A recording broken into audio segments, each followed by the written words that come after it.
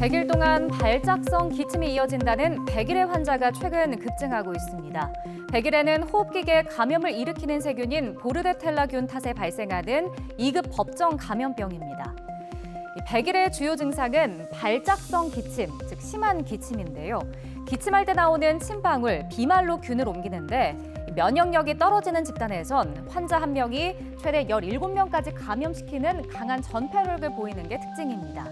또 환자 대부분이 7살에서 19살 사이의 소아 청소년이라고 합니다.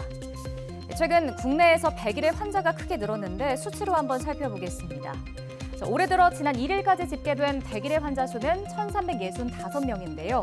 지난해 같은 기간과 비교하면 무려 100배 넘게 폭증을 했습니다. 또 100일애가 유행했던 2018년과 비교를 해봐도 6배 넘게 급증한 걸 볼 수 있습니다. 당시 한 해 동안 발생한 환자는 980명이었는데 올해는 이미 이때 환자 수보다 더 많습니다.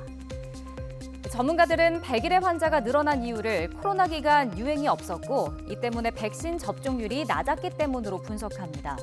또 해외 교류가 많아진 것도 영향을 미쳤습니다. 100일의 환자가 증가한 건 우리나라만의 상황은 아닌데요. 미국에선 지난해보다 2.8배 많은 환자가 발생했고 필리핀에선 지난 4월 말 기준으로 2,500여 명이 진단을 받고 96명이 사망하기도 했습니다. 중국에서도 100일애가 급속도로 퍼지면서 지난 4월 관련 환자가 전년 같은 기간보다 83배나 급증했습니다.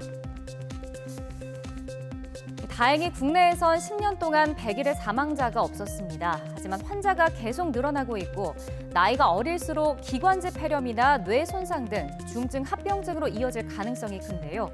그렇다 보니 유일한 예방법인 예방접종이 필수입니다. 100일에는 특히 유아에게 치명적일 수 있다고 하는데요. 생후 2, 4, 6개월에 3번의 접종을 포함해 추가로 3번, 그러니까 모두 6번의 접종을 반드시 해야 하고 또 아이를 양육하는 성인들도 백신을 맞는 게 좋습니다. 이 밖에도 손 씻기, 기침 예절 등 예방 수칙을 지키고 또 100일애가 의심되는 경우 등교나 등원을 중지하고 의사 진료를 받는 게 중요합니다.